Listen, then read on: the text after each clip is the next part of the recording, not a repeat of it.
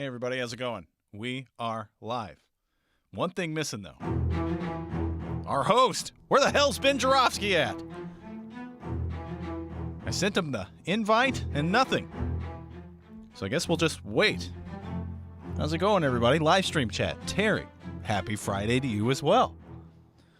Let's see here. Oh, Ro is on the live stream chat. What's going on, Ro? You guys are talking about Merrick Garland. Wish I could join. I really don't know much about that. Hey, we're reopened. That's pretty cool, huh? Maybe. I don't know. All right, I'm gonna find out what the deal is with Ben. Until then, how about you guys enjoy a little Michael Girardi, huh? He put out a new song that you can find at Michael Girardi Bandcamp. I suggest everybody go check this out. The latest song is a slow jam. Very nice, actually. It's called The Ballad of an Indicted Alderman. It's about, the city of Chicago. Here we go. After Michael Girardi. Oh, wait, we have Ben. Are you there?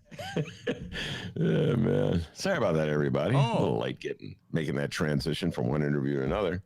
Plus, I don't know if I should share this, D. Should I share this? Share it. I mean, can you see this? No. A delicious bunch of eggs that my one of my daughters made for me. How about that, huh? Awesome. Hold on. Eggs. Guys, eggs, huh? Isn't that rare? Eggs? The COVID's kicking in. Hold on. Let me take a drink of water. Even with the vaccine, still not funny. The COVID joke. All right, well, I was going to play Michael Girardi, but we got Ben here. So we'll play Michael Girardi at the end of the show. That was called the tease, guys. That's how you do that. Brand new Michael Girardi. We played it a few days ago, but we're going to play it again after today's Oh, What a Week It Was, The Ballad of the Indicted Alderman. It's a great song. These eggs are delicious, by the way. God, you here, have some. Okay, let's not eat while we're on the program, please. Put the eggs down. Okay. Your Ben Joravsky show. Oh, what a week it was. I mean, you can eat the eggs during the show. I mean, what the hell? I mean, we're pretty loose around here. Your Ben Joravsky show for Friday, June 11th is just moments away. But before we do this, we need to thank our sponsors. Sponsors like SEIU Healthcare, Illinois, Indiana. The Chicago Federation of Labor are sponsors, as well as Chicago Reader. ChicagoReader.com for all things there is to know the city of Chicago. Where to go, what to do, what to eat, what to drink, what to smoke, and how to think politically, believe it or not, with columns from our very own Ben Joravsky and our colleague Maya Duke Masova. It's Chicago Reader, ChicagoReader.com.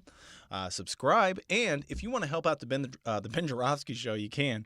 ChicagoReader.com/Joravsky. JORAV as in victory, SKY. There you can become a Ben head. Oh, you can also check out our endless archive of programs, over 1,000 episodes. And you can also become a bin head, all right? You can either be in the alley, the avenue, or the boulevard. Go find out more information, chicagoreader.com/Joravsky. Oh, what a week it was. Starts now.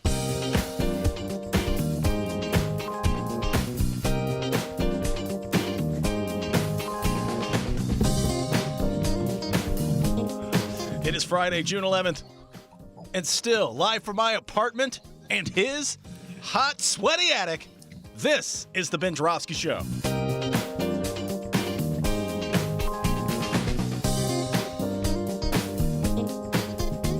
And now your host. Oh, he's a dancing man. If only you could see it on the camera, guys. Chicago Reader columnist Ben Joravsky. Hello, everybody. Ben Joravsky here. We're calling this White Sox Friday, and here's why. Because I went to the White Sox game last night.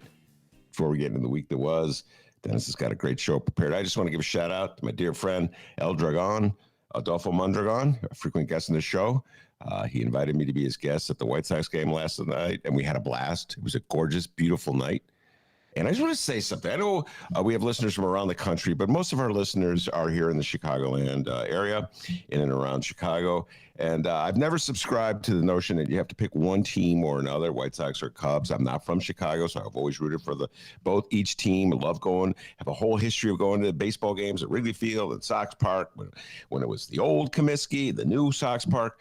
But I have to tell you, things have changed so much and so many levels, mainly political. I cannot tolerate the Cubs anymore at Wrigley Field. The whole scene there and owned by the Ricketts are so.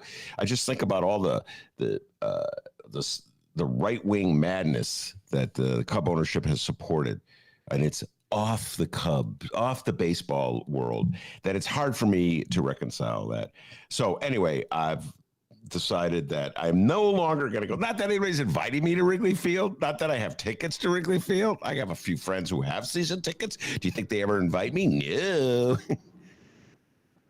But I'm just not going to go. I just, and I've really enjoyed it. So thank you very much, El Dragon. We're going to get into the whole night, because Dennis, I think, is going to be talking about how the society is opening up again now that the pandemic has passed. And but anyway, El Dragon, thank you very much. A good time was had, and the White Sox won. White Sox win. White Sox win. And we invited young Dennis, but he had other things to do. He couldn't make it. I had to work. He had to work. He's got the second job, which we've kind of kept quiet about on the show. But anyway, next time we do it, I hope that Dr. D can join us as well, because it's a lot of fun going to a White Sox game. Without further ado about that, let's turn things over to man, the myth, the legend, the pride of Joe of Alton, Illinois, the man that White Sox and Cub fans, yes, White Sox and Cub fans, call Dr. Doobie. Take it away. Hey, thanks. I'm off on Fridays. Let's go on a Friday. That'd be fun. Okay. All right. El Dragon, you hear that? Friday. Now he's making specific requests. All right. And I know you haven't been to a Cubs game in a while. Those people aren't inviting you because they're obeying that big giant sign that's now at Wrigley Field that says no hippies allowed. So yeah. No shirts, no shoes, no service, no hippies. So that's why they're just obeying the sign. You know what I mean? No. Yeah. Yuppies only. Okay.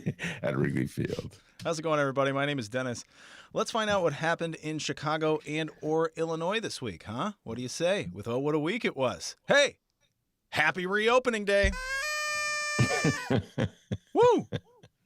Happy reopening day. It's true. After 1 year of staying home and saving lives with this damn dirty coronavirus, businesses, parks, and so much more in the state of Illinois and the city of Chicago have officially opened back up. Welcome back, beaches!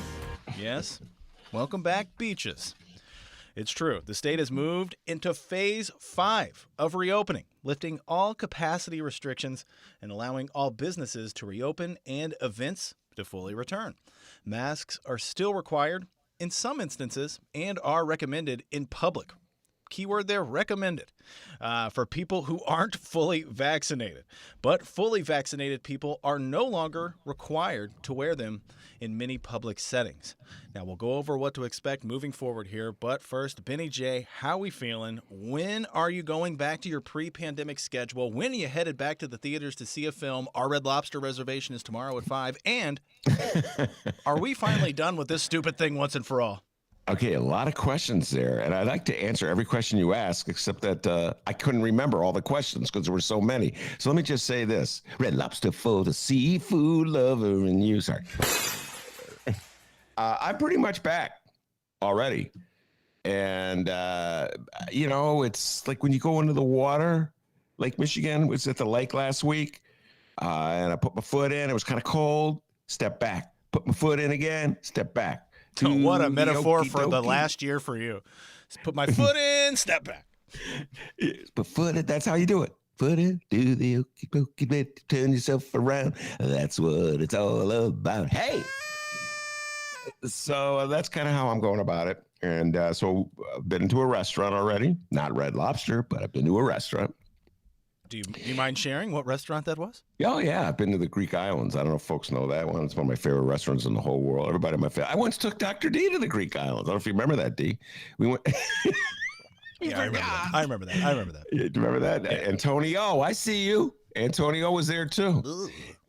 We had a great time. I love that restaurant. It's just, they've been going there forever. So, yeah, my whole family went to the Greek Islands. I'm into it. I come in, I'm wearing a mask. All right. And then you sit down, take the mask off. It's all good. When the waiter comes by, I try to remember to put the mask on just to show solidarity with the waiter who always has his mask on, even though the waiter's looking at me like, I don't really care if you wear that mask. I'm trying to show solidarity. Sometimes I can't get the mask out of my pocket fast enough, D. So I just put my shirt over my nose. And then I'll have the terramusalata. So yesterday, to go to the White Sox game, I had to take the subway for the first time, the elevated, for the first time since, I want to say was that February of 2020, early March? Probably early March of 2020, in the old days, back in the old days when Dennis and I did the show from the beloved Bright One over there in the West Loop. Good old days. Love that little studio. Love that studio. Oh, my microphone's doing weird things. We used to take the Brown Line into the Loop and then walk through the loop, across the Loop west. Ben, don't remind me. These are such sweet memories. They were great memories, weren't they, D? Then we'd always walk back together. Oh, yeah. Dennis would be rolling a cigarette. Okay, why do you have to reveal all these things? He'd be rolling, and I go, D, is that a doobie? And he goes, no, it's just a regular cigarette. But he's kind of a rough and tumble guy. You know, guys don't really know the real Dennis. He was rolling a cigarette, rough and tumble guy. He put on a cowboy hat. Oh, yeah, that's how I roll. I had to deal with this guy, Ben Jarofsky, for the last 3 hours. Good God. But anyway, those are great old days. And so yesterday I went on the train. I was a little apprehensive at first. I get on the train. I'm so happy to report everybody had a mask on. It made me feel good. You know what I'm saying? Like I had the shots, you know, but I just like it when I see people wearing masks on a subway. Everybody's wearing a mask. And I'm like, I'm feeling this mask thing on subways. I'm going to keep wearing masks on subway because I think it's going to help me keep me from getting colds and flus and other things, you know? And plus, it's like a mystery, man, when I wear the mask. What thoughts lie behind that mask on that man there? Or like, oh, man, there's someone I know. Maybe they won't recognize me with this mask on. Yeah, that's another good thing. I'll put the mask over there and, don't have to talk to that guy. And but everybody's wearing a mask except for this one guy. And Dennis, I'm very ashamed. I'm going to make a confession. Don't be mad at me, okay? Let's hear this confession. I immediately assumed he was a Trump supporter. Yes, that was wrong. That was social stereotyping. I apologize. Yeah, you're going to be a wreck in the social world for the next year or so. He was wearing a St. Louis Cardinals hat. That was part of my Go Cards. My assumption. And the other reason he was wearing a T-shirt that said "All Lives Matter." So I don't know. I just put it all together. And, all right. Well, yeah. That was doesn't take a lawyer to figure that one out. No, the T-shirt did not say "All Lives Matter," but and he was wearing the Cardinals hat. He was not. He was the only person on the train. I'm like, dude, put your freaking. And he had the mask around his neck. Well. Now, what about Monroe's theory? When he goes places now, he'll not wear a mask because he wants others to know, which, by the way, I don't agree with. He wants others to know that, you can, if you get vaccinated, you don't have to wear the mask. Yeah, I don't buy his theory either. He gave that theory. He was on the show with Jason Lee. That theory, like, open window, throw out. Yeah, he's just assuming the best out of everyone. You know what I mean? Yeah, I mean, I don't know. I don't know where Monroe got that. Not to let the cat out of the bag. Back in the day, Monroe was known to smoke a lot of reefer, and I think it's catching up to him. Let's edit that out so Monroe's secret stay. Calling everybody out today. That's awesome. But no, I never bought that theory at all. All you have to do is watch an NBA basketball game. Yeah, I watch a lot of NBA basketball. You go watch the Utah crowd, packed, people shoulder to shoulder. You tell me, and no one's wearing a mask except for Karl Malone. Dwayne Wade. Those are the two guys I seen this. Dwayne Wade's wife. That's it. Karl Malone, whoever he was with, they're all wearing masks. Nobody else is like, why are these guys wearing masks but nobody else? And I bet you they have the vaccination. I bet you they were immunized. They were shot. They got the shot. Oh. So why are all the Utahians? So Monroe is no. No, in other words, the notion embedded in Monroe's theory, and I think Jason Lee signed on to it too. I love Jason and Monroe dearly, but I don't want to see eye to eye with them. Is that if you give somebody a reward for doing the right thing, they'll do the right thing. But right now, we're just giving them the reward. They don't have to do the right thing. You can go to the Utah game with or without the shot. So I don't Right. see it. Not seeing the logic there. I see the logic in the city, but I mean, just go downstate or anywhere out of the city, and that's like okay. I went back to Alton last weekend, and we went to the gas station, and I had my mask ready. You know what I mean? Boom, but no one was wearing a mask. So I'm just like, all right, I guess this is over, right? But then I thought, well, I guarantee it was downstate. These guys didn't all have their vaccination. You know what I mean? So it was very interesting. No, I'm just gonna wear the mask, and so if I go downstairs. By the way, Dennis sent me a link. We're on a tangent within a tangent. I urge everybody. This guy is so funny. What's it? Michael Norman? Is that his last name? Mark Normand. Mark Norman. He is hilarious. A stand-up comic. He's a lefty from New York. He goes down to Texas, and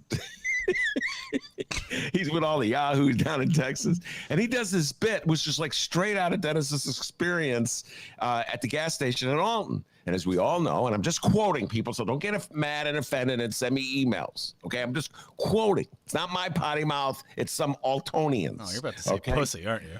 Yeah, and he goes, Dennis is wearing his mask, filling up his tank. Some guy goes, oh, you pussy. He's wearing a mask. So, you know what? And so I'm willing to put up with that but because I'm just going to wear the mask. And I just feel better about it. I don't understand why Cardinal fan had his mask around his neck, but he did. For some reason, he couldn't. So I'm just, I'm going to wear the mask and get to the White Sox game, D.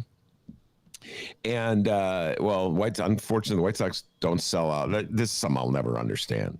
Why the Cub base is greater than the White Sox base. That's a whole other conversation to have. Jim Coogan and Miles Porter and I will have that exchange about White Sox and Cubs, etc., at another time. But it is. So there weren't a whole lot of people in the stands.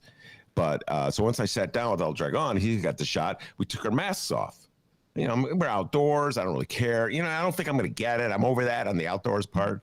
But then when you walk through the crowd, get that mask up there. Come on, big guy, get that mask. So I've pretty much taken the plunge, D. And I'm going to restaurants, going to White Sox games, and I'm happy that we're moved to Phase 5. I finally figured out the difference between Phase 5 and Phase 1. It only took a year. Always had a real struggle with that one. So I'm really happy we're on Phase 5, and I urge everybody, if you're a baseball fan, go check out a White Sox game, by the way. Okay, can I just say that one more time? So much fun. All right, so we're Phase 5 starting today. Here's what everyone needs to know. We were just talking about it, but let's keep talking about it. First up, masks. Face covering. Or face covering. Sorry, Governor. It says here, fully vaccinated people can resume activities without wearing a mask, except in places where the federal government requires it, like nursing homes, public transportation, and healthcare facilities, or where a business or workplace requires it. Masks are required inside schools, but the state will not require them when people are outdoors at a school. People who are not fully vaccinated should continue to wear a mask in crowded settings, indoors and outdoors, the state recommends.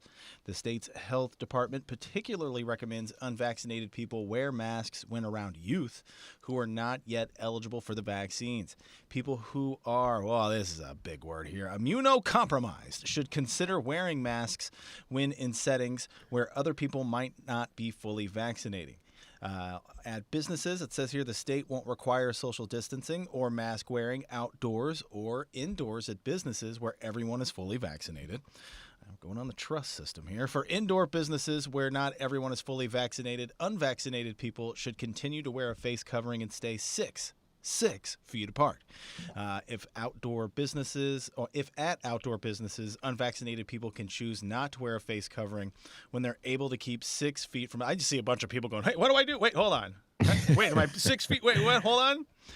Businesses and workplaces can still require masks on their premises if they choose. Businesses should support customers and employees who choose to keep wearing a mask.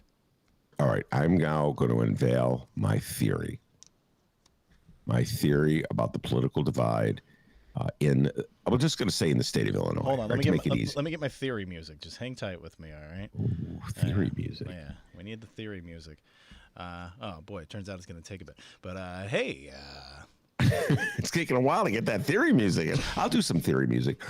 That is not the best theory music. Okay, we're ready for the theory music. Here we go. What's that theory of yours? It was such a delay. I forgot what my theory was. Jeez. So we're just very forgetful today. Hold on, let me have some eggs. Oh my God, these eggs are good. Oh my right. God. He's really eating eggs. I mean, And- your name's on the banner. Do whatever you want. A little avocado in there. Come on, D. Disgusting. Wash it down with some water.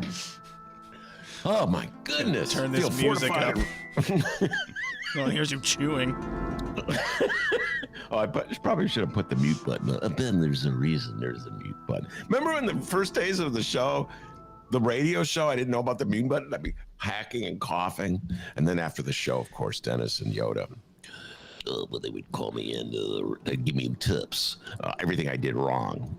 And they would tell me the mute button. I never did learn that mute button, but now I know it. Anyway, okay. Yoda. Yoda. Well, I know a lot about radio. But anyway, so my theory is that the divide will be permanent.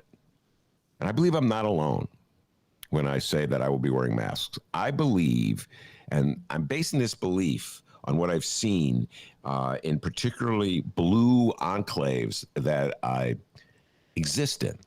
One thing, I go to Evanston pretty much every weekend to use the library. You don't get much bluer in terms of blue Democrat than Evanston. It's a real liberal community. Not lefty, liberal. Okay. I live in the north side of Chicago, which is also a liberal community. So I live in liberal land, literally live in liberal land. In my mind, I live in lefty land. And in the reality, I'm in a mixture. The world that I live in and the countries, there's a lot of Republicans out there. So based on my analysis of what I've seen in Evanston and the north side of Chicago, the people will be wearing masks probably, forever is a long word, but for the next year. And I'll tell you why I say this. Most of these people, I am working from the assumption, have received their shots, and they're still wearing masks. You go to downtown Evanston, walk down Church and Davis Street, and you'll see pretty much 9 out of 10 people with masks on. They got their shots, D. They're still wearing their masks. I think it's become part of a habit. You put your mask on.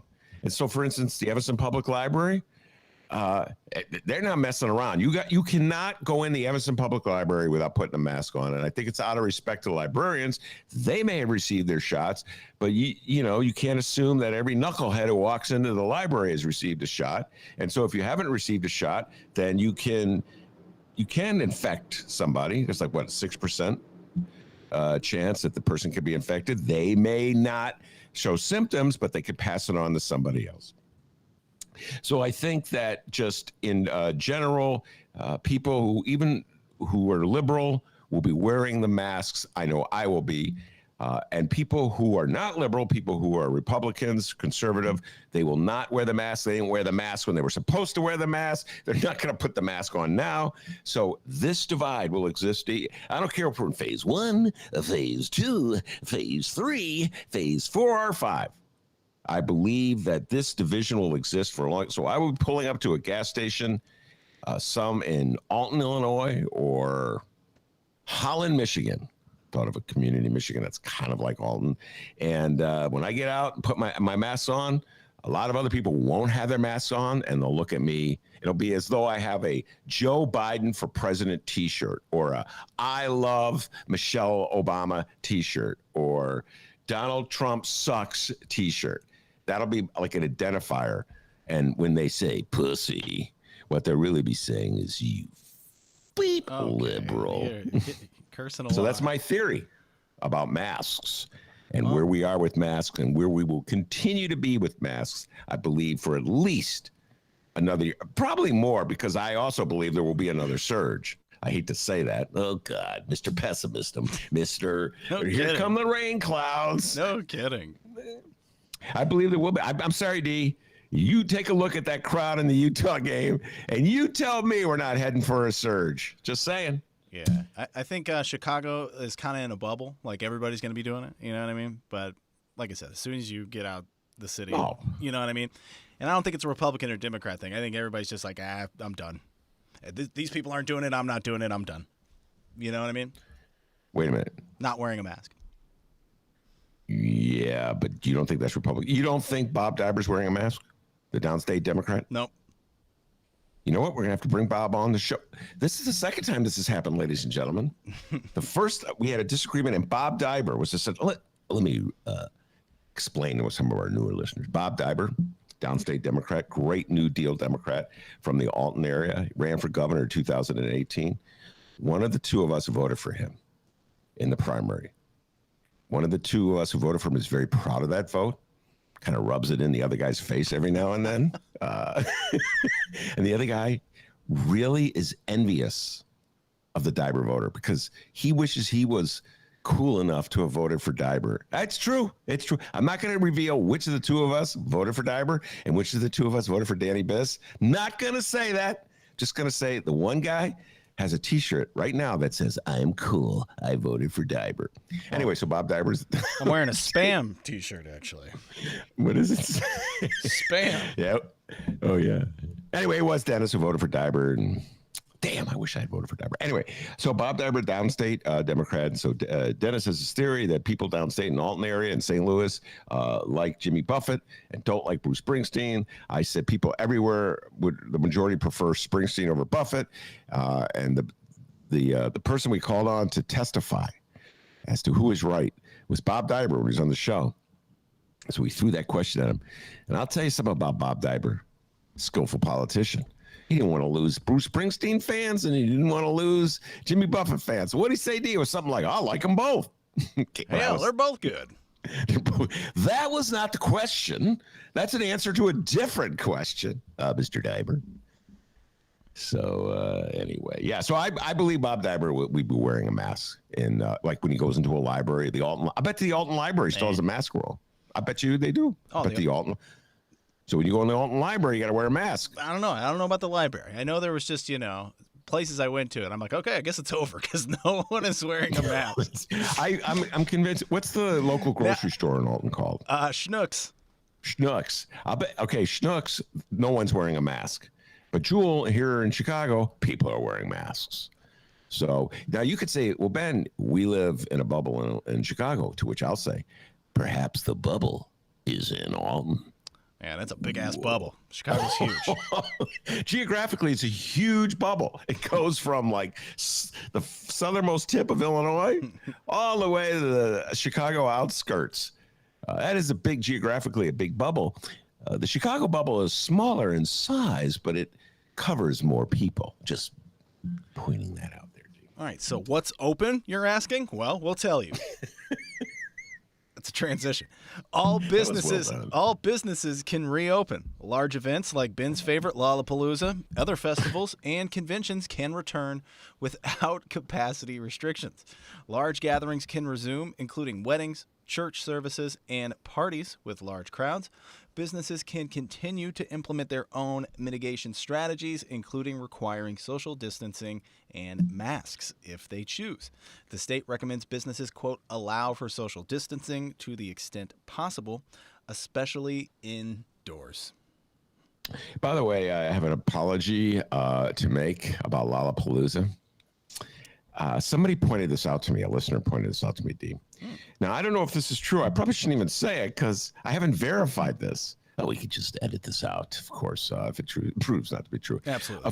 According to the listener, to get into Lollapalooza, you're going to have to show that you've had the vaccination. Do you know if that's true, young Dennis? Well, they said that, and they also said, you have to, have a test. Yeah, have a test. That's it. Yeah. So. Yeah. All right. So a listener pointed out to me, and he pointed out that when I made fun of Mayor Lori Lightfoot and Dr. Awadi for that public service announcement that they delivered a couple weeks ago or whenever it was, which we had quite a bit of fun with, that actually what they were doing was a service to humanity, because by opening up Lollapalooza and linking it to getting a vaccine, you give people an incentive to get the vaccine. It's more like the Monroe, Jason Lee argument, only an actual literal accountability as opposed to the Utah Jazz fans. Oh, yeah, go Jazz, who don't have to have a shot. So you know what? I have to make that concession. I was wrong to mock them for opening Lollapalooza, D. And I humbly apologize to. We're now in the wrong. We're now in the wrong for an event of hundreds of thousands of people getting together. I don't know if you do that. In the last week, we're now like crazy for thinking that, you know. How dare we? How dare we? Well, okay. Let me amend. Let me clarify my clarification. You hate it when you have to do a clarification. You got to clarify the clarification. Next thing you'll be clarifying the clarification of the clarification. Ooh. Oh my God. God, my head hurts. So if they are in fact requiring people to wear masks, getting the shot, then it isn't just. By the way, all these clarifications. I must point out that I was on the train. I went past the Belmont stop, and I saw the flyover, and I thought of young Kenneth Davis, great friend of this show, a radio legend, folks. WBEZ, you should put a statue up to Kenny D outside your studios. That guy invented WBEZ, the modern BEZ. No respect for Kenny D. And anyway, so I thought of him because he's always been a fan of the flyover. For people who don't live in Chicago or don't know what the flyover is, this was an idea that popped out of Rahm Emanuel's head. And Kenneth Davis's point, and he's joined by Dave Glowacz on this, by the way. You would never know, as I always point out, that Dave Glowacz comes in the show, does the city council analysis, has opinions of his own, which he shields. You know, he does this little, I'm not concealing my view of this. But if you just talk to Dave Glowacz, like, he's a huge fan of the flyover. And so is Kenny Davis. And the flyover is where they're taking tracks and that will go over the existing tracks that feed the Belmont train station. And so the point is that one line of the train, the brown line, will not interfere with incoming red line trains, so it'll be faster. It was Mayor Rahm's idea. And when he unveiled the idea, he totally exaggerated the delay that exists at Belmont. And so I had a field day because I went to the Belmont tracks and I stood on the platform and I timed the delay, and it was far less than Mayor Rahm said. So I had a field day with and so that's when Ken Davis and Dave Glowacz both said, just because Mayor Rahm is for something does not make it bad, Ben. I want you to learn that. We'll repeat that. Just because Mayor Rahm is for something does not make it bad. And so, you know what? They love that flyover. So I took the picture of it. I took a picture of looks like it's about almost completely built. And I sent that picture vis-a-vis a text, Dennis. I don't know if you know this complicated technology that I've mastered, to young Kenneth Davis. And it turns out he came back and he sent me 3 pictures of his own. Yes, he had just gone and visited the flyover and was taking. What a geek. My God, 2 peas in a pod, you and that Kenny D. So, you know, I stand by my general criticism of the project. It's I think it's a waste of money in terms of priorities. I think that the extending the red line to the southern border of the city is far more important. But I must make a concession to young Kenneth and David. Just because Mayor Rahm endorses something doesn't mean it's bad. There you go. How about that, D? I made that concession. That's good. That was good. Hey, more statewide news. And just when you thought that stories involving long time Illinois House Speaker Michael Joseph Madigan were far behind us, or maybe that was just me, but we learned something interesting this week. The following comes from WGN News. Former Chicago Alderman Danny Solis is back with another audio recording. And no, he's not a singer-songwriter. And no, Alderman Andre Vasquez, he's not putting out a hip-hop album. That is your lane, sir. Solis reportedly made another secret audio recording. Ooh, secret audio recording. This time of then House Speaker Michael Madigan. And apparently there's more than one. What did you do, Mr. Madigan? The Chicago Tribune reports that Danny Solis secretly recorded Madigan on a number of occasions. Solis said to be cooperating with the feds on a wide-ranging corruption probe. WGN political analyst Paul Lisnek says the news is a political bombshell. According to the Tribune, Solis had made multiple audio and video recordings of Madigan, the longest-serving Speaker of the House in the country, until he was forced to step aside. Some of the secret recordings reportedly took place at the 2016 Democratic National Convention. According to the Tribune, part of the focus during those conversations involved a Chinatown property and a deal to build a parking garage. I remember this a few years back. It says here Madigan's private law firm specializes in real estate transactions. One of the many questions being raised by these new allegations has to do with a possible conflict of interest. The latest revelations, in addition to a wide-ranging investigation into that old ComEd bribery scheme, is hanging over Madigan like a dark cloud. Whoa. Former Madigan Chief of Staff Tim Mapes and Michael McLean, a close political advisor, already is facing federal corruption charges. Ben, your thoughts on this? Many thoughts. Michael Joseph Madigan is never far from my mind. A former House Speaker, former state representative from the southwest side of the city of Chicago. Political mastermind who dedicated and devoted his life to playing the game of politics and controlled the House of Representatives in the State House for years and years and years. You couldn't get anything passed in the state of Illinois without going through Michael Joseph Madigan. And as a result, he knew how to use that power and that prestige to benefit his political organization. He's a master of the game. He out-Republicaned the Republicans, which is why the Republicans hate him so much.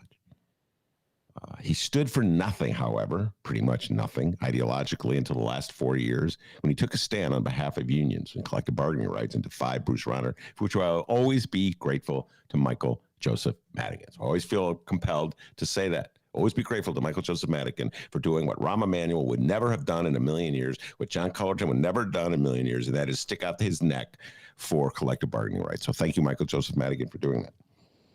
That said, in terms of what Danny Solis will have uncovered in his secret tapings, if they actually did occur, I don't believe he'll uncover much of anything, because what Michael Joseph Madigan is known for is playing his cards close to his vest. So he's not going to volunteering. It's not like you go out with me. Within 5 minutes, I'm opining about everything. Good TMD, those freaking Cubs. You know where I am at any given moment on an issue. I just can't help myself. I can't help myself. Loving you and nobody. So Michael Joseph Madigan's not like Ben Joravsky. He just sits there quietly with that incredible discipline. Folds his hands and looks at you. Doesn't say anything. So I don't know what Danny Solis got in those tapes, unless they slip a Mickey into Michael Joseph Madigan's fruit punch or his apple cider. He's a big fan of apples.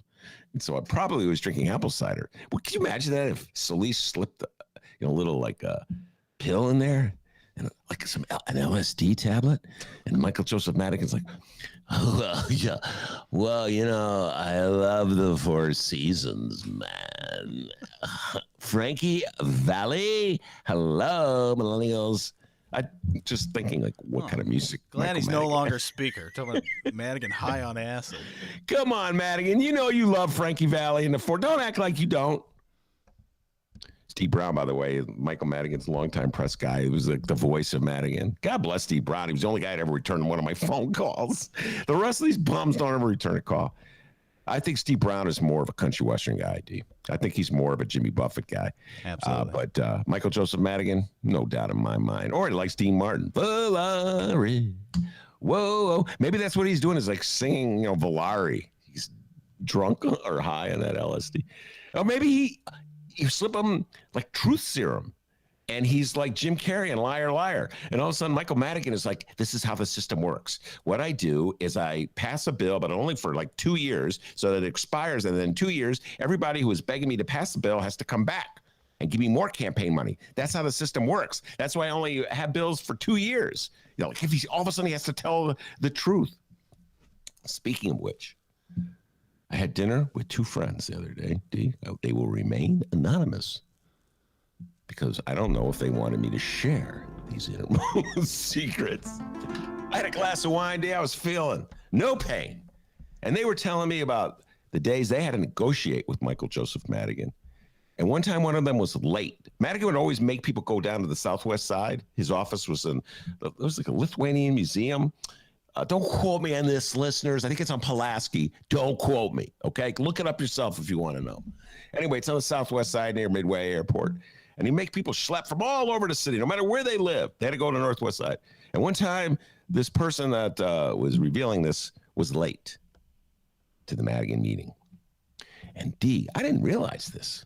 Wait, well, how would I know? I don't know Madigan. I just, he's got this thing about being late. And so he told my friend, "You're late." It was his most much emotion as he's ever showed his entire life. He was so mad that my friend was late.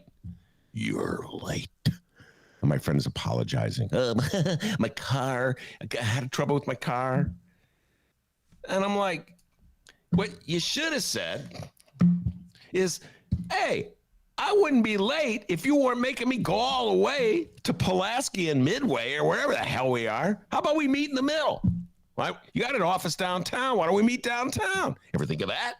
Ever think of trying to make things convenient for me? Huh? Oh, is it all about you? Huh, Michael Joseph Madigan? You live 5 minutes away, so I got to schlep to you?" Can you imagine if someone spoke to Madigan like that, D? Leave this room. Also, and the other thing is that you were never allowed to bring anybody else into the room when you met with Madigan. He could have someone in the room, usually, oh boy, I'm blanking on his name, Marty, the alderman from the 13th Ward. Can't believe I forgot his name. And he could have one aide. You couldn't bring anyone. You know why, D? You know why? Why? Thank you for asking. Why? I'll tell you why. Because, like, if something went down, he could always deny it. Something happened in that room that he didn't want the world to know about, and let's say Dennis went down there to talk about a new bridge for downtown Alton that needed approval. The bridge we have is fantastic, by the way. Well, let's say a double bridge, okay? Let's say a statue to Jimmy Buffett in downtown Alton. That's something that Dennis would get behind. So, Speaker Madigan, we need $1,000 in state funds for a statue tribute to Jimmy Buffett. And Madigan would say, "I'll give you that $1,000, provided you donate $1,000 to my campaign fund." I'm just making this up, people. This didn't really happen. I'm just saying, what if? Then later, Dennis would go on the Ben Joravsky Show, and when I was with Michael Madigan, he made me contribute $1,000 his campaign fund in exchange for that statue. But since you don't have anybody in the room, D, there's no one to confirm it. But Madigan, no dope, he's got Marty in the room, or Mapes, or somebody else. And they go, "That conversation never happened." So Madigan's no fool, okay? Michael Madigan's no fool. And by the way, Rich Miller. I got to give a shout out to Rich Miller, great columnist from downstate. Wrote a column. I don't know where I read it. I know literally where I read it. It was on the internet, but I don't know which publication it was in, because I don't think it was in my beloved Bright One. And it was based on an interview that Rich Miller did with J.B. Pritzker. And JB was talking about the differences between Michael Joseph Madigan and Chris Welch. Very interesting column, D. I don't know if you read it. I'm thinking you didn't read it because I didn't send it to you. And what Pritzker was saying is that the big difference is that Welch is more open about what he wants, whereas with Michael Madigan, he played his cards so close to his vest that he never knew really what he wanted. Whereas Chris Welch will let you know what he wants, and then the issue is, can you deliver it for him? And that was the distinction that Pritzker made between the current speaker, Chris Welch, and the former speaker, Michael Madigan. And I thought that was a very insightful observation from Governor Pritzker. But I would just add this one distinction to it, this one amendment, a coda, if you will. And I think it was pretty clear what Michael Madigan wanted. He wanted power. He wanted to hold on power. And he wasn't going to do anything unless it increased his power. And power is money. So part of the thing he wanted and expected was campaign contributions. And power is also the reelection of his caucus members, his allies. And so that meant that everybody had to pledge allegiance to whichever caucus member he had, that they should not support people who were running against him. He was very upset when Will Guzzardi dared to run against Tony Berrios back in 2012, I think it was. Tony Berrios at the time was a sitting House of Representative, state legislator, and was a loyal Madiganite. And Guzzardi ran against her. And so he let it be known. So I think it's pretty obvious what Madigan wanted. By the way, and as soon as Guzzardi defeated Berrios, he welcomed Guzzardi into it. Come on in. And I bet you Guzzardi had a schlep down to that office in Pulaski. You don't think Madigan's going up to Hipsterville to meet with Guzzardi at a coffee shop in Logan Square? What the hell is Wilco?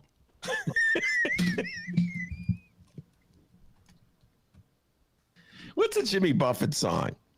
Margaritaville. What's that famous Jimmy Buffett song? Margaritaville. You know Madigan. Man, I'll bet you what that Danny Sleeth's got on tape. He popped in a little LSD in that margarita, in that apple cider, excuse me. And Madigan wasted away again. And don't you just love that song, Danny? Huh? Madigan. So there you go, D. Michael Joseph Madigan. It was all about power. It was not about ideology until those last 4 years when, for whatever reason, he decided to take a stand for the cause of collective bargaining rights. There you go. That little riff was brought to you by Michael Joseph Madigan. What the hell is a hacky sack? All right, moving on. 2 more pressing items to discuss in the state of Illinois. First up, Number 1. casinos. Hard Rock Casino Rockford took a major step forward Wednesday when the Illinois Gaming Board said it could seek construction approvals, accepted a list of 51 investors, including 3 executives, and granted a supplier license to the casino's landlord. Those significant steps come 20 months after Rockford City Council chose Hard Rock from among 3 finalists seeking to build a casino. Yes, you know me in casinos, Dave. It's called squeezing the suckers dry. I don't know why casinos are so uncontroversial. I'll not understand this, Dave. You got to help me with this. Reefer, for years and years and years, we couldn't legalize it, locking everybody up. Well, not everybody, just black people up. But, oh my God, D, I didn't tell you this. What? Tangent within a tangent. Remember you said that they should use reefer as an inducement to get people to take a shot? Yeah, The state of Washington is doing that. I saw that. They call them spliffs. Yeah, you saw that? Yeah. Oh, my God. And D.L. Hewley was so funny on this. He's a comedian, ladies and gentlemen. Very funny man. He's going, weren't they just locking black people up for this? What, about a year ago? Yeah, it's probably still going on, D.L. Hewley. But yeah, you know what? Don't think we're not popular in the state of Washington. People were listening to the show, and someone said, hey, this guy they call Dr. Doobie, he's no dope. That's a good idea. Let's do it. And within like a day or two, boom. So come on, Mayor Lori Lightfoot and Dr. Arwady, let's get down. Let's get down. You love that Lollapalooza? You know, that was the biggest joke about Lollapalooza. Because all those years, Lollapalooza was happening, raging in the 90s and the O's and the teens. That was like a reefer-free zone. And I know this because I have sources, Dennis, who attended Lollapalooza and then would report back to me. And they would say things like, Dad, do you know that everybody's smoking reefer at Lollapalooza? So that gives you an idea who the sources are. And meanwhile, they're locking up black people like crazy on the West Side. Right. They're like, you got like middle class, upper middle class white kids coming from all over the Midwest to Lollapalooza. Hey, come on in, smoke reefer. We don't care. I just imagine someone in like had a coma in the last like 3 years and they're just now waking up and they read the paper and it's like, Illinois convincing citizens to get vaccine with reefer. Like, what the hell did I miss? Yeah. Yes, exactly. So yeah, no, but it's so funny. That was an inducement to get people to come to Lollapalooza. So if worked as an inducement, wow, man, we could smoke reefer. It's be like paradise without being worried about being busted. Not that you'd be busted anyway, but whatever. So vaccines as well. I don't know where I was going with that, D. Where was I when this thing? Oh, casinos. Thank you, D. Casinos, man. They're far more destructive and dangerous to you, in my humble opinion, than marijuana. And yet, oh, God, the ups and downs before we finally legalize it. Because casinos, let's make another one. Come on, let's squeeze these suckers dry. Because, folks, as you all know, the whole system is set up for you to lose. You're not going to win when you go to a casino, more likely than not. I know a lot of people out there go, no, Ben, you don't understand. I have a system. I can beat the casino. Okay. All right. You're the one guy with the system that's going to beat the casino, as opposed to the system being set up to beat you. So God bless them, D. They're afraid to pass a fair tax that would go after the wealthiest people. I just saw Politico's article, just read it, about all the gazillionaires, Michael Bloomberg and Jeff Bezos, and all the wealthiest people in this guy, Elon Musk, paying pennies in in income taxes, relatively speaking.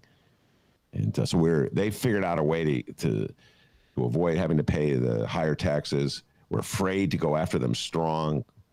So to make up for the money we're not getting from the richest of the rich, we squeeze everybody else at the casinos. Okay, that's where we're heading. Okay. Who am I imitating there, D? Who does that? Okay. Isn't that Bill Burr? Yes, very good. Okay. Steve Jobs, that's your guy? Okay. Yeah. So you don't want to go gambling this weekend? No, but I'll play spades with you, penny a point. All right, so that was one thing. Casinos. Next up, number two. Map redistricting. Oh, yeah. The one person I know that says, oh, yeah, after the words map redistricting. Yeah, mine is sleep time. Okay, no, it says here the following comes from Illinois Politico and not Shia Campos. Apparently she's on vacation and filling in for her, a feller named Daniel Payne. No pressure, Daniel Payne. All right. Republicans have filed a federal lawsuit to overturn new electoral maps passed by Democrats last week. The suit argues that the districts are not valid because they were drawn using survey information, not official census data. Because the data is not fully representative, the lawsuit says the new maps created from it violate the Constitution's, quote, one person, one vote principle. The survey information and the coming census data both come from the Census Bureau. But the official data, which is more comprehensive, experts say was delayed because of the pandemic.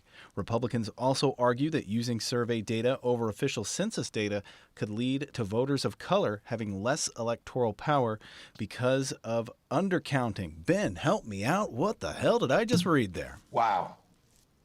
You read the biggest pile of doo-doo that I have seen since I used to walk my dog. That's the biggest pile of doo-doo, especially the last part where the Republicans are turning for assistance in their lawsuit, which is an attempt to gain more political power in a state where people, by and large, have rejected them. They're claiming they're looking out for black people. What? The utter hypocrisy of the Republican Party, ladies and gentlemen. I interviewed David Ferris a little while ago, and he gave this brilliant analysis. And when he was done, I'm not going to tell you exactly what he was giving the analysis of because I want you to listen to the interview when it drops this weekend. But when he was done, he goes, I'm sorry for ranting and railing. I go, David, that's not a rant and a rail. You want to hear a rant and a rail? Here's a rant and a rail. What a bunch of frauds. What a bunch of hypocrites.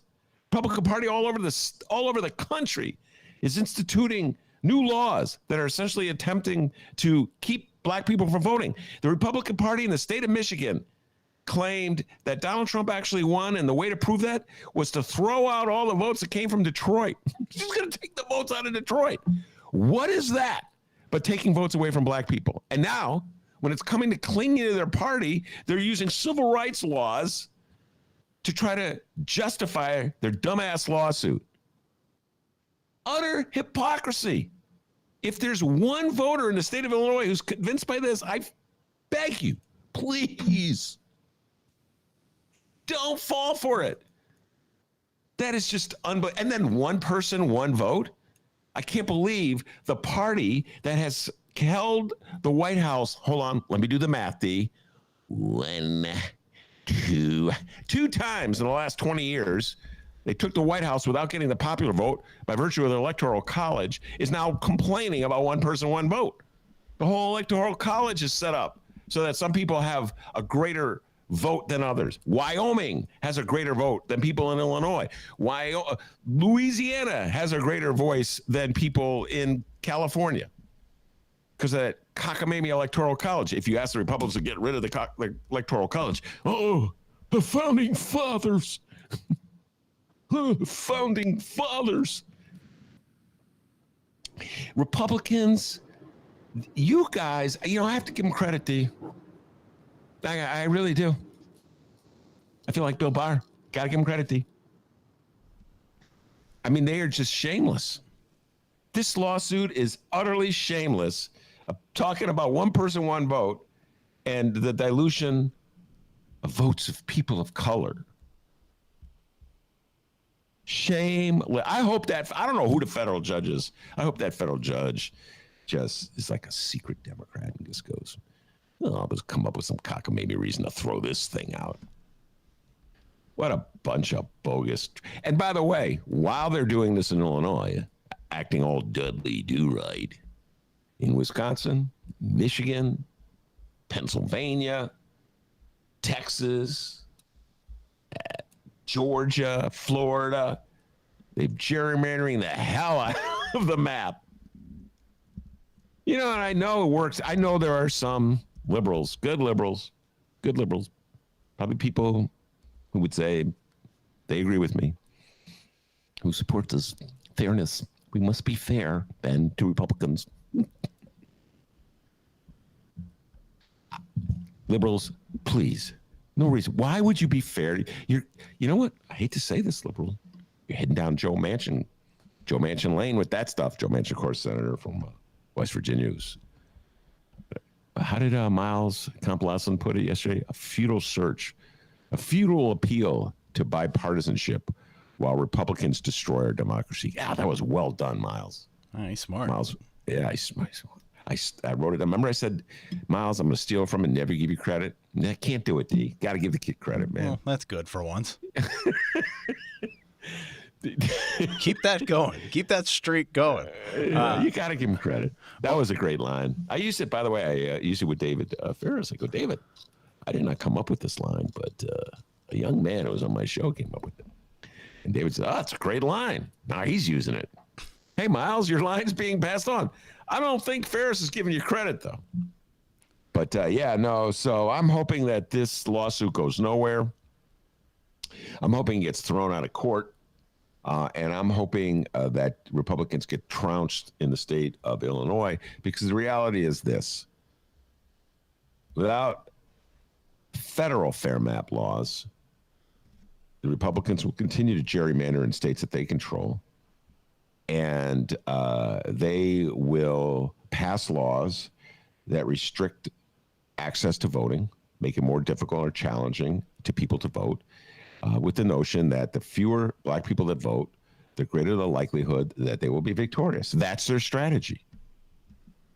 That's how they're hoping to hold on to power. That's how they're hoping to win back Congress in the next year and the Senate next year, and then the White House in 2024. That and pass laws that essentially give Donald Trump lackeys the authority to overturn the vote in areas in like Georgia and Texas. We had Jason Leon. He was laying it out. He laying out what the Republicans are doing in Texas. If you're going to go into this thinking that the Republicans are playing fair Democrats, you're fooling yourself. So this silly little lawsuit filed by the biggest frauds in the world, the Republican Party, the Republican leaders of the state of Illinois, I hope it gets thrown out of court. I hope it gets thrown out of court the way the Toronto Blue Jays were thrown out of White Sox Park last night. Hang tight, non-sports fans. Liam Hendricks comes in the ninth inning, bam, struck this guy out. Boom, struck that guy out. That's what I'm hoping, D. All right, Omar Aquino and LG Sims said in a statement, quote, "It is disappointing but not surprising. Republicans would seek to strike down these new maps, which reflect the great racial and geographic diversity of our state. Throughout this process, they have done nothing but delay and obstruct efforts to ensure our communities are fairly represented, as seen by the refusal to even draft their own proposals." Yeah, and let's just spell it out. If the Republicans were able to delay the matter past a certain date, which I can't remember what it is, then under the Byzantine rules that govern these things, they would have an equal opportunity to draw the maps. So that's what they were trying to do, delay things so that Democrats miss the deadline and they get to draw the map, and the Republicans get a chance to draw that. That's what they're doing. You think liberals, do-gooders? The committee of Chicago is having a rough month of it, D. I'm just going to throw this out there. It's going to get me in trouble with all the do-gooders, but they're like against the elected school board. Elected school board. Pretty scary. Against elected school board because they're afraid of democracy. And now they're for fair maps. So they want Republicans to have more power. Now, and then they're not quite sure about the fair tax. Well, it needs more study, Ben. It needs more study. So not a good month for do-good. I'm starting. D, I don't know, man. We get in a lot of trouble. Just do-gooders in general. I don't know, D. I'm starting to rethink my whole do-gooder thing. But anyway, I'm really hoping. I'm with you, Omar Aquino, State Senator Omar Aquino, who is this representative from a district, D, on the northwest side of Chicago. I think he was your state senator until you moved south. Do believe he was your state senator until you moved south. Omar? Yes. Oh, he's a good guy. I like Omar. Yeah. Very nice man. All right, and that's our Illinois news. Now to the news in the city of Chicago. Wait, hold on. Yeah? What? Oh, okay. Well, we got the newsroom flagging me down, Ben. So let's see what these guys got. Hang tight with me real quick, everybody. Listeners, so sorry. Ben, just 1 second. Let me run to the newsroom and see what we got. Hang tight.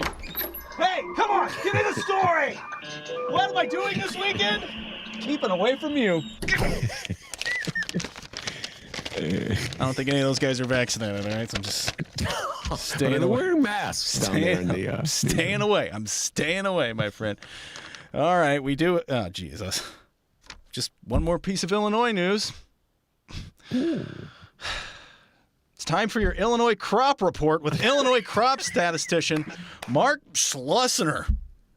For winter wheat in Illinois, Wheat? NASS forecasts the 2021 wheat yield to be 75 bushels per Good acre. God. That is up 1 bushel from last month's forecast.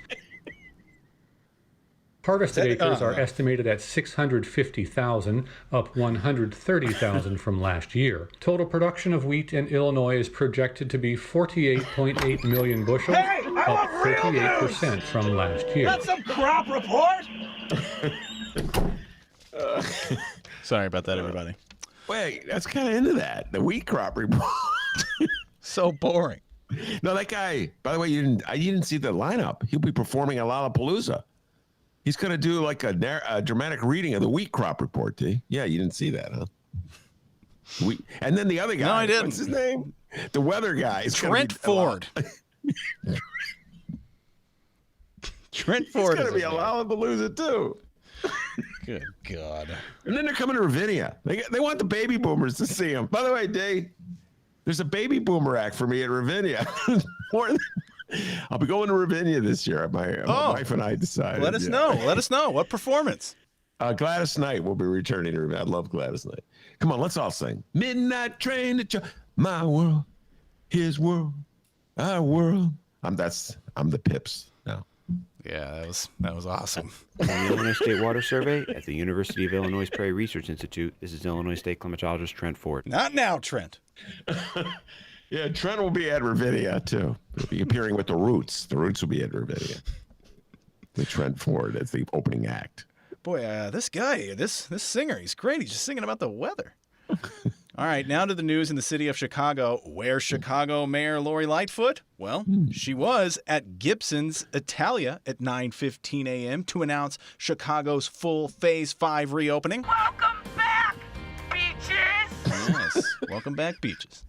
Then after that, after she's done listening to this week's Ben Joravsky shows, oh, what a week it was, of course, she will be at the corner of North Park and Willow at 2 p.m. to kick off the 2021 Old Town Art Fair. Yeah, back to business, baby. The art fair is back. All right, so to rename Lakeshore Drive or to not rename Lakeshore Drive? That is the question. And according to one Chicago alderman, it's only a matter of time until that British-sounding lady on our phones will be directing us to Jean-Baptiste Point du Sable Drive. The Chicago Sun-Times and Fran the Woman Spielman has the story. According to Alderwoman Sophia King, Ben of what ward? 4th. My God, you're a nerd.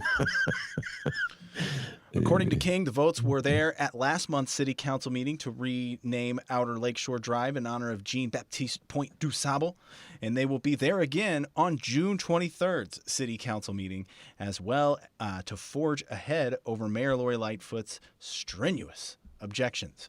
King said, quote, "We do have the votes. We had them last month.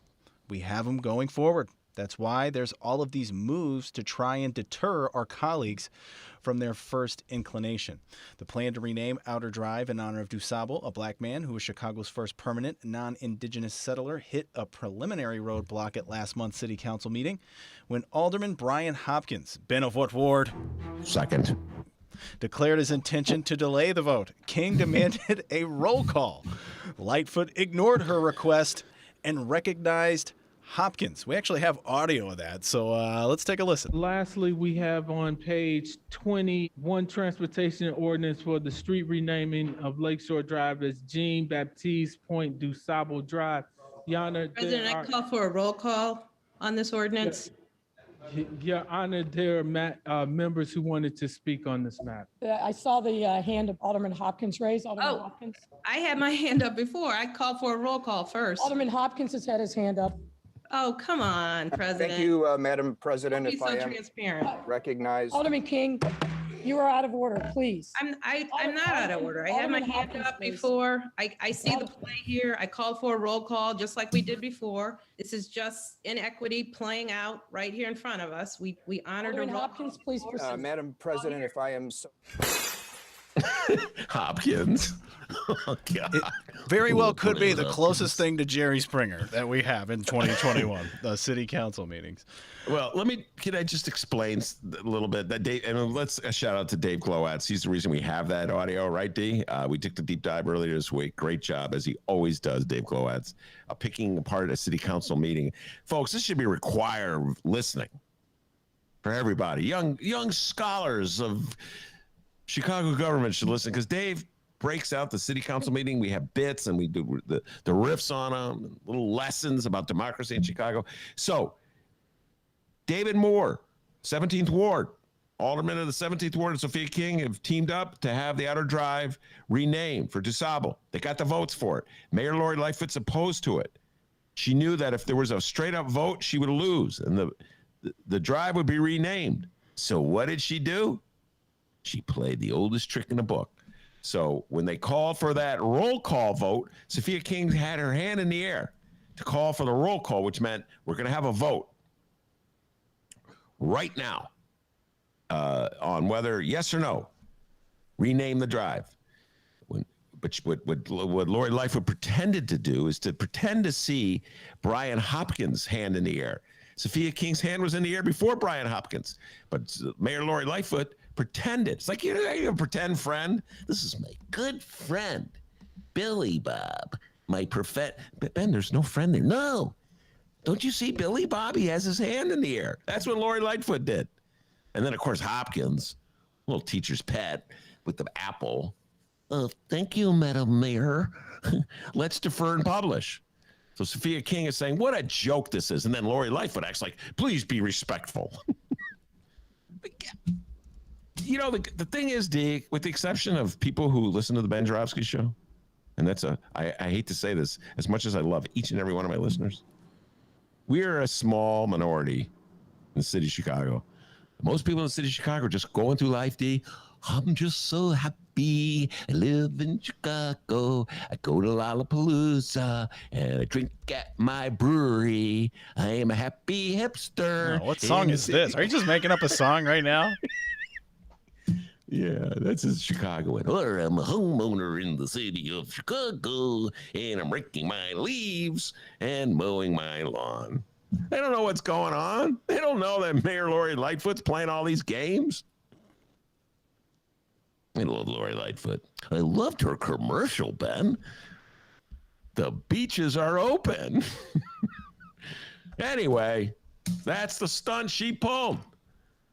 Now the question is, Dennis, who has the votes? I'm going to put you on the record here. Young Dennis from Alton, Illinois will have to. He's like, Ben, my name is not on the banner. There's no banner anymore, by the way, D. I just want to point that out, okay? That banner's back in the Sun-Times office. Well, the YouTube logo then. Okay. So, Mayor Lori Lightfoot did not have the votes, it's pretty obvious, last week to kill this proposal from David Moore and Sophia King. That's given her a month to sweet talk enough aldermen into switching their votes from David Moore and Sophia King to Lori Lightfoot. In your humble opinion, Dr. D, Dr. Doobie. What? Just what's the other thing I used to call you? White Lightning. I love D White Nice. Lightning. D Nice. Oh, that's Troy. D Nice. Gotta get Troy back in the show, by the way. Mental note to Ben. Okay, what's the question? I forgot for a moment.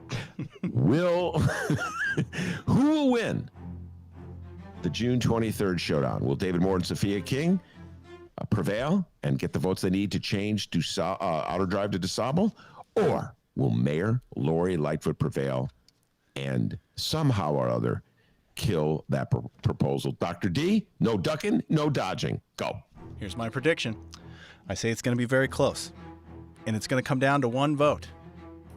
And that vote will be to not rename it. And that vote will be from, boy, why'd you have to do it? Andre Vasquez. I don't know. Suddenly I see, can we all get along? I'm going to do, instead of renaming it, I'll do a rap song about DuSable. How about that? Yo, yo. What rhymes with DuSable? I'm Andre. I was a socialist, but now I'm kind of centralist. Yo, yo. I can just totally see that happening, though. Like, man, Andre, man, you just can't win over these lefties. Andre's like, you know what? I don't think he'll... By the way, that was a really well done. D, I got to give you credit. You've been hanging around this show a long time. That was good analysis. It would come down to one vote. I don't think Andre's going to... I think Andre's going to stay with... Let's see how Andre votes on this. That's it. How Dennis writes Andre with Mayor. Okay, hold on. I'm writing this down. Ben. Okay. Andre. All right, with David Moore. Okay, on DuSable. I with you though. I have to see it to believe it. I do not believe the Chicago City Council will rename Lakeshore Drive for DuSable. I think they'll come up with some cockamamie reason not to do it. They'll have all these great speeches about what a wonderful explorer DuSable was and great pioneer and how they're going to spend all this money on a park for him. Too much time has passed for whoever these creeps are behind the scene to just kind of finagle everything. And it's over. It's over. And in the meantime, they'll be like, all right, here's what... I'll vote against DuSable if you kick me a little tiff money. Yeah, all this greasy, creepy stuff is happening as we speak. By the time we get to it, they're like, DuSable, DuSchmable, we're done. And I could just see the orations.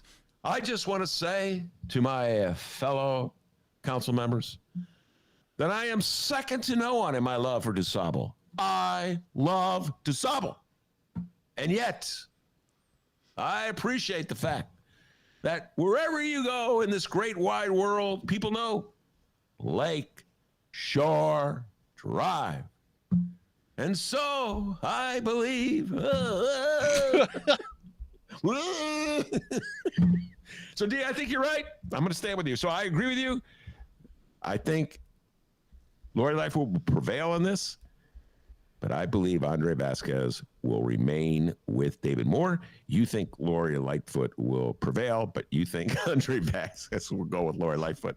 The winner will be the recipient of a dinner at Red Lobster for the seafood. Don't tease me. Well, you may be buying me. Don't tease. Can't wait. Red Lobster, that steak. Oh, I'm bailing out if I lose, all right? That's for sure. I'm really busy, Ben, with my second job. I can't go that night. Oh, my mom's calling me.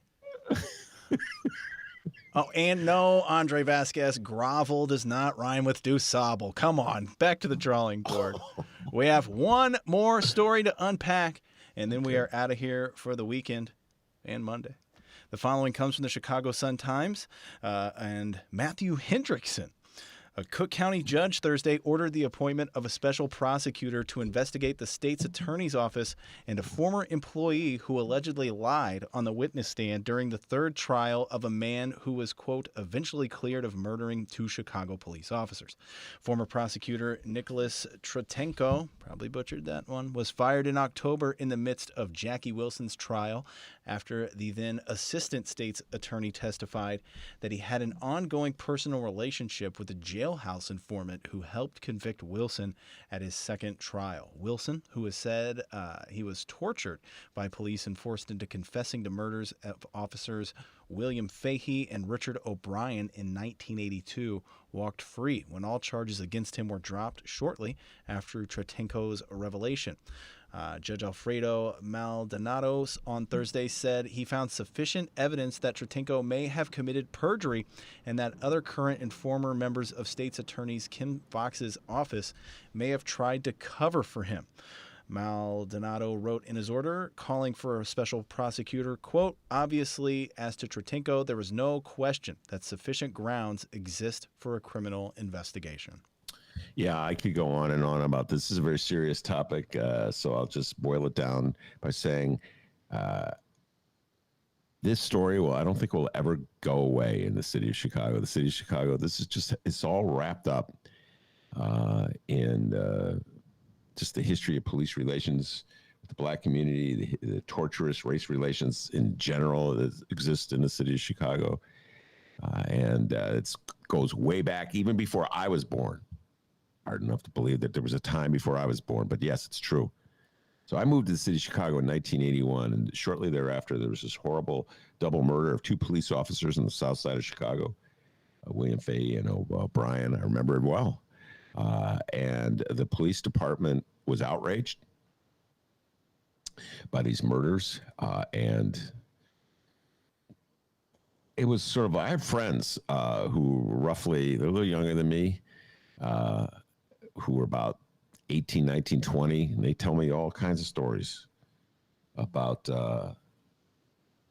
what the police department did to try to find the people who killed Fahey and O'Brien. And I've often divided this deal. I've often wondered, like, did they ended up capturing 2 brothers, Wilson, Andrew and Jackie Wilson. And they were absolutely convinced, the police, that they had got the guilty parties in the murder, this horrible murders, these 2 police officers. That really just, the time in Chicago was very volatile, very, it just brought out all these racial tensions and hostilities and hatreds in our city. Remember very clearly, I was new to Chicago. I was like, wow, man, the city's got a lot of issues. And they were absolutely convinced they got the right guys. And then it turned out that the Wilson brothers had been tortured into making confessions by a pack of Chicago police officers under the command of John Burge. So now we really don't know what happened. One of the Wilson brothers, who probably did the killing, is dead. He died of cancer. The other one, Jackie Wilson's out of prison. This story, D, it just doesn't, it seems like it'll never end. And it's just like the whole history of horrific race relations in the city, it just doesn't seem like that's coming to an end anytime soon either. So just feel a tremendous amount of sadness and almost depression. When every time I see a story related to this, it just brings back these memories. It was 1982, and shortly thereafter, Harold Washington ran for mayor of the city of Chicago. And if you wanted to see on front page 1, right up there up front, evidence of our tortured racial past, it was that 1983 mayoral run when just like 90% of white people voted for the Republican. Lifelong Democrats voted for the Republican. And these murders were very much still in people's minds when that election took place. So, D, I'm looking forward. I think they should hire a special prosecutor to get the bottom of this, or to get the bottom of this little corner of the story. I would like to get to the bottom of who killed the 2 police officers someday, and what role Jackie Wilson played, if any, in that murder. I don't know if we'll ever get him closer to knowing the truth about that, but it lives on all these years later, dude. Yeah, I think it's safe to say this is way more serious than that stupid Jesse Smollett case. All right, everybody. Yes. That is our local news. Before we roll out of here, it was a week in review. Before we roll out of here, let's read some of your comments on the live stream chat.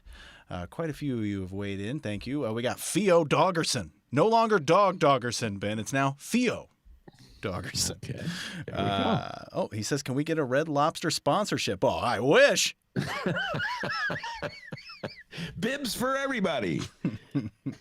John on the live stream chat, he had a very funny statement here. You can catch John at Zany's this weekend. John said, why has Dennis never been seen with Michael Madigan? Well, because an apple a day keeps the doctor away. Whoa, hello. That's very good. Do you want to write for the Ben Joravsky Show, John? That's really good. That's That is incredible. excellent. Our dear friend Doogie on the live stream chat. What's so funny? The apple a day keeps the even I got it. Yeah, that was good. Funny. It was very good. Our dear friend Doogie on the live stream chat. Boy, he has just been talking about going out to eat the entire time on the live stream chat. He says, did someone say buffet? Oh, he is very excited about everything reopening and buffets. Ben, what say you? What's your thought? You going to the buffet anytime soon? No, I'm done with buffets. I used to love, I love Country Buffet, as we all know. I've talked about that many times, but I'm done with buffets, okay? No more buffets. Got it. That's only the views and opinions of Ben Joravsky do not reflect those of Dennis, all right? I love buffets. I'll be eating wearing a mask while eating. I'll try it out. Terry weighed in on the live stream chat. What is happening, Terry?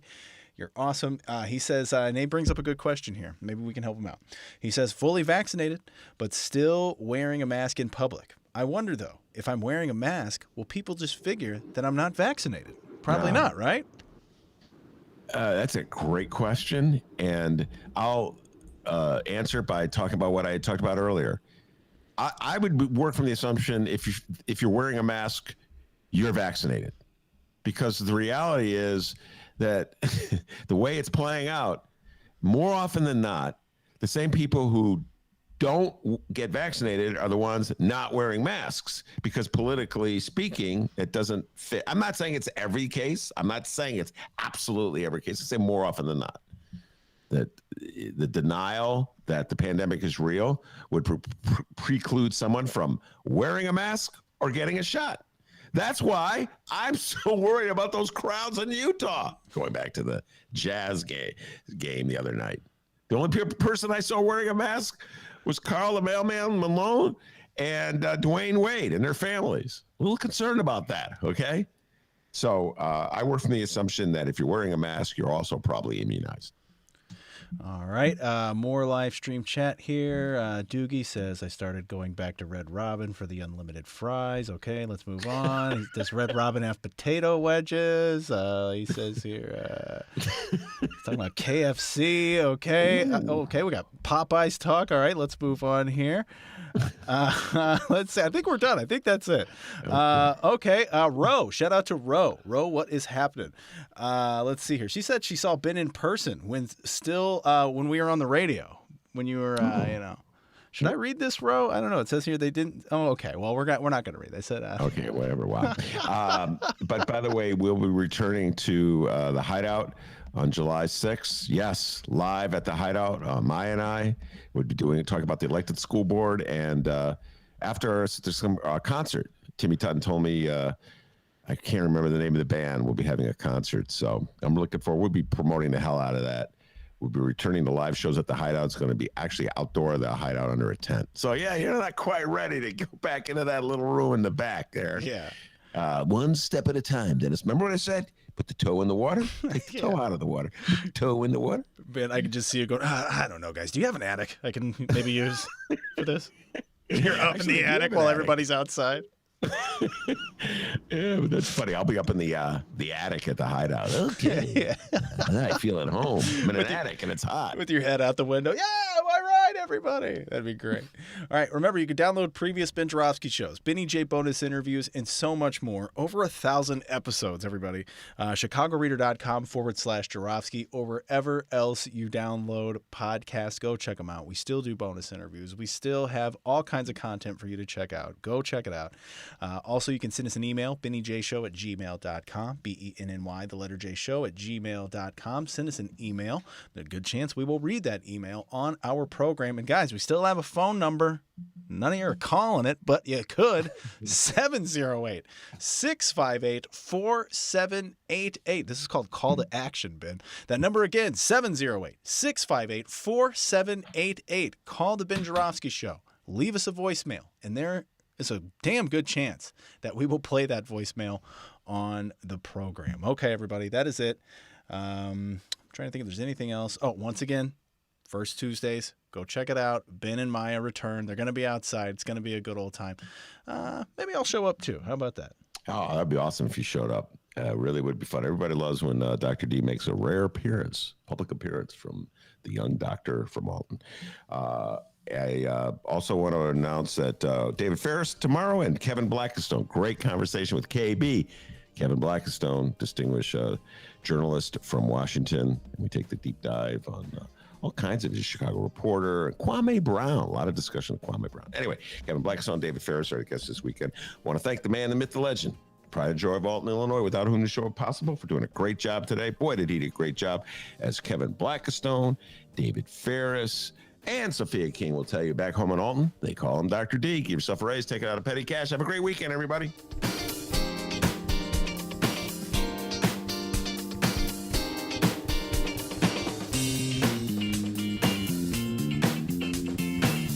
Okay, and as promised, the latest from Mike Girardi. If you haven't heard this yet, well, you're about to. It's called The Ballad of the Indicted Alderman. All right. We hope you enjoy it. It's from our good friend Michael Girardi. You can get all of these songs that Michael Girardi has made. Michael Girardi, Gerardi, Bandcamp. All right. Find these songs, download them, play them, crank them up in your car. All right. This is the latest from Michael Girardi. We can't thank him enough.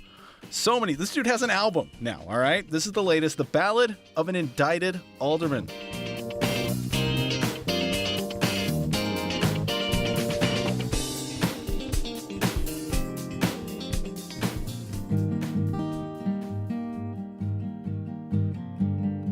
Have a good weekend.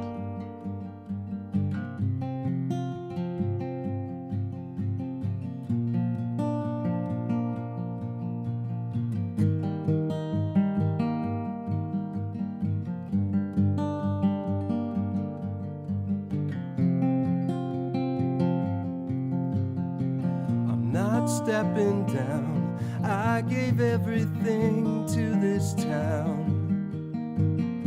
Why pick on me? I'm not the boss anyhow.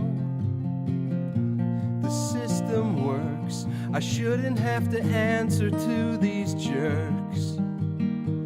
I just wanted to help you so badly it hurts. I fell in love with the old way things were done, until the FBI took my love away.